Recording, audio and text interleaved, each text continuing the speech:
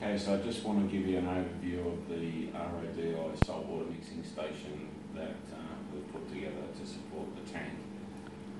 First of all, the cabinet. I noticed on a couple of the YouTube channels where I was looking at RODI mixing stations for ideas that some of them weren't built very sturdily, so one of the concerns I had was this has to support 200 kilos on the top shelf and 400 kilos on the bottom shelf. So I had a friend who's a carpenter who was kind enough to come out and put this together for me, including the little bench off to the side that I'll take you through in a minute. First of all, the RO unit itself is probably pretty much the same as any other RO unit. It's got an inlet line, a waste line and an outlet line for your RO water. So on the top barrel, I've inserted a float valve from Bulk Reef Supplies, which was my second attempt. The first attempt I got a couple of cheap ones and turned out to be too complicated to fit, so I ended up getting one off eBay for a few bucks and it's doing the job nicely. So the idea is it'll get up to about 200 litres and then cut off the water from the RO unit. There's also an automatic cut off on the RO unit itself. Down in front of the RO unit I've mounted a power board which contains all the things I need for my polishing tank. So I have an air pump in there to keep the water moving. I have a TDS meter, pH and temperature in front here. It does a couple of other things like conductivity and so forth. I've then got two pumps, which I'll explain in a minute, and a heater, which is, I've mounted the bracket at the front here.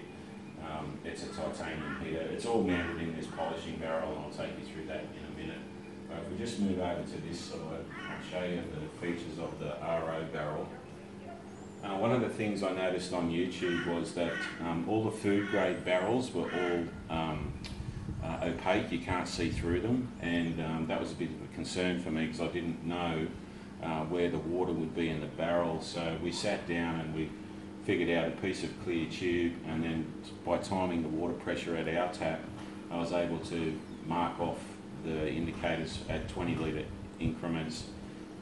So that's that, and the missus actually scored some beanbag beans, which will tell you that at the moment we're sitting at about 190 litres of RO water. We're making RO water as we speak, so the noise you hear in the background is exactly the noise that the unit produces.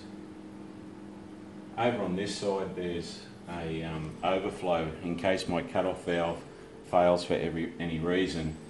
This overflow pipe will extend down here. You'll see the waste line from the RO unit is tapped in with a uni seal into this line.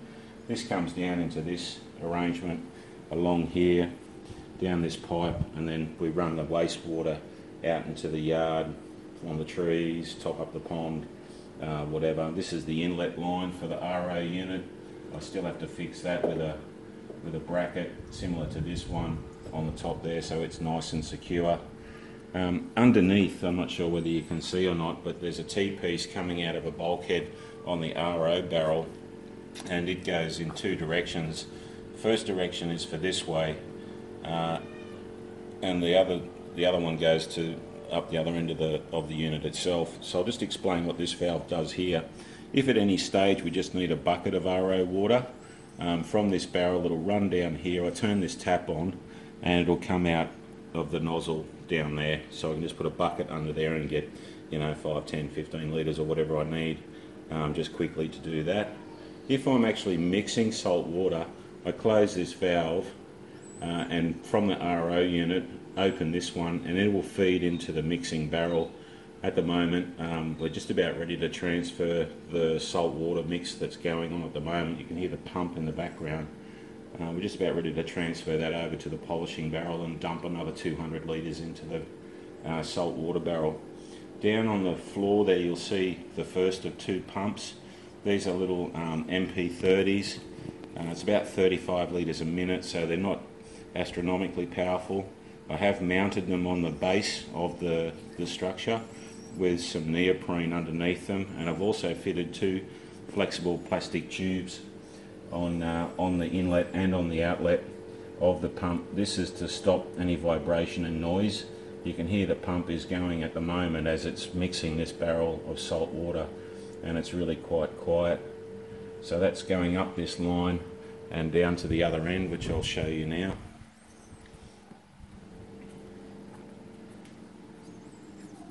So this is the line that comes from the pump, and I've got this valve closed, which is the transfer valve into the polishing barrel. This valve is open, which is sending the water from that pump back down to the saltwater barrel for just mixing the salt. I wanted the valves mounted where I could easily access them, so that's why we've used a bit more pipe than you see on some of the RO mixing stations, because I need ready access to the valves. I have got a valve underneath there where I can circulate the polished water around the barrel until I need it, so it's not going stale.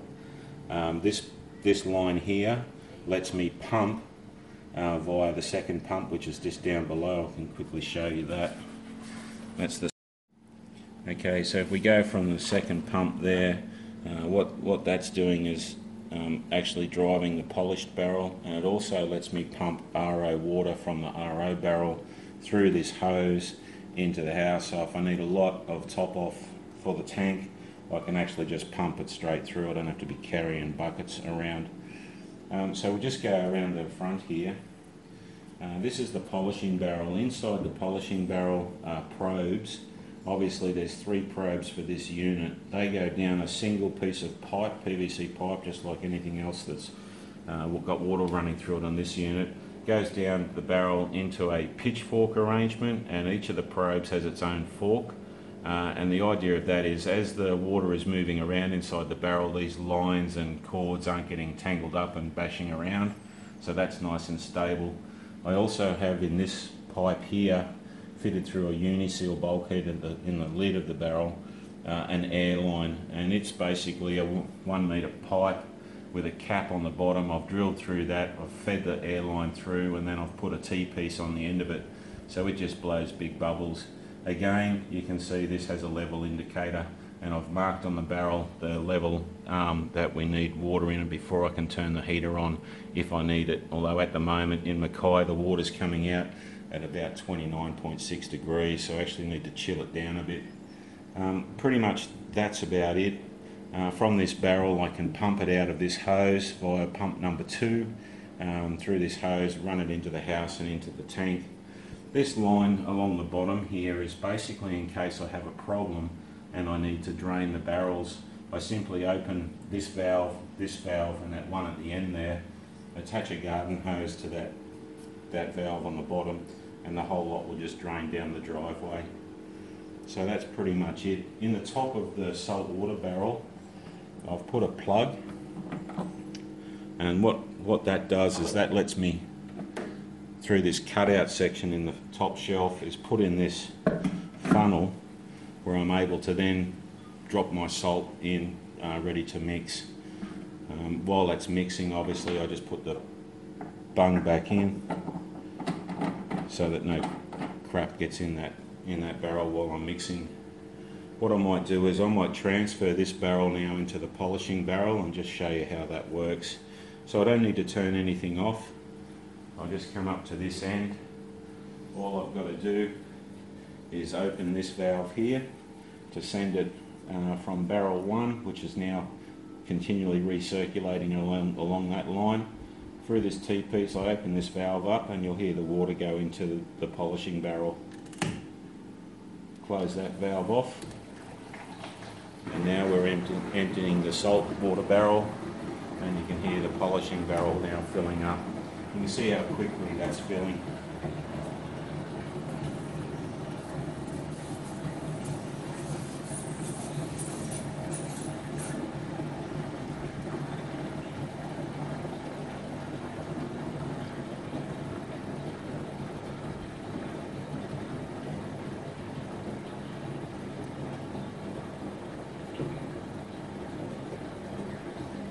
Once I've transferred the 200 litres of salt water into the polishing barrel, I'll turn on my air stone.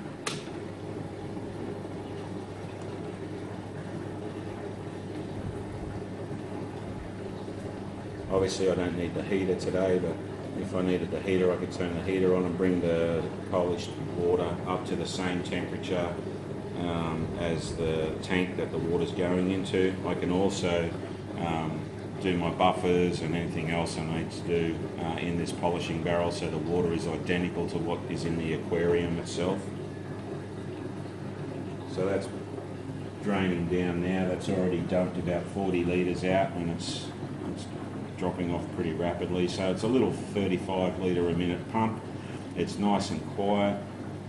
One of the things I also have done is I've clipped all these pipes to the framework so that they're all nice and stable, nothing's going anywhere. Try not to laugh at my gluing job. This is my first ever plumbing job.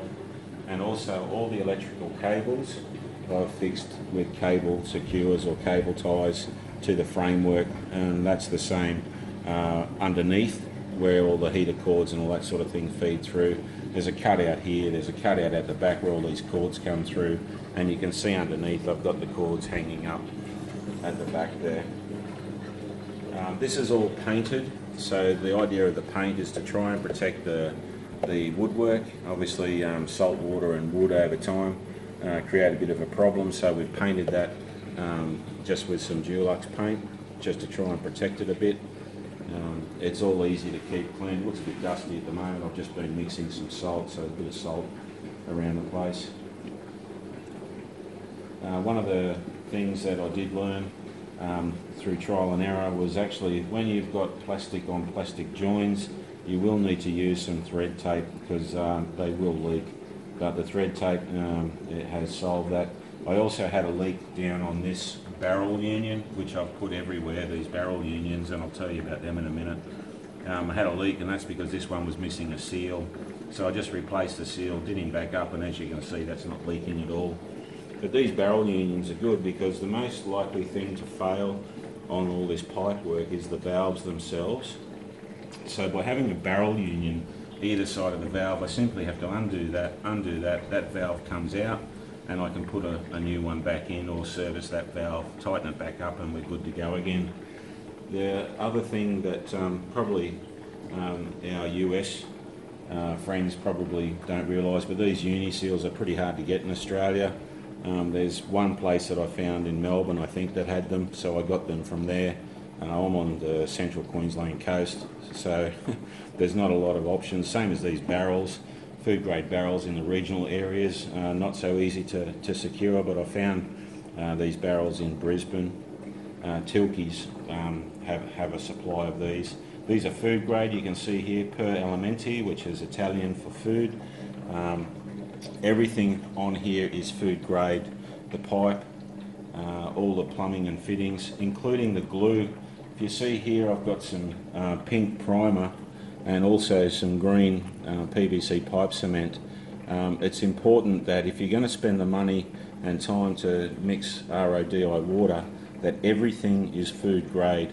It's not much point spending all this money and then putting non-food grade PVC pipe cement on your joins, because it will just leach chemicals into your water, so you've pretty much wasted your time. You might have even made it worse than tap water.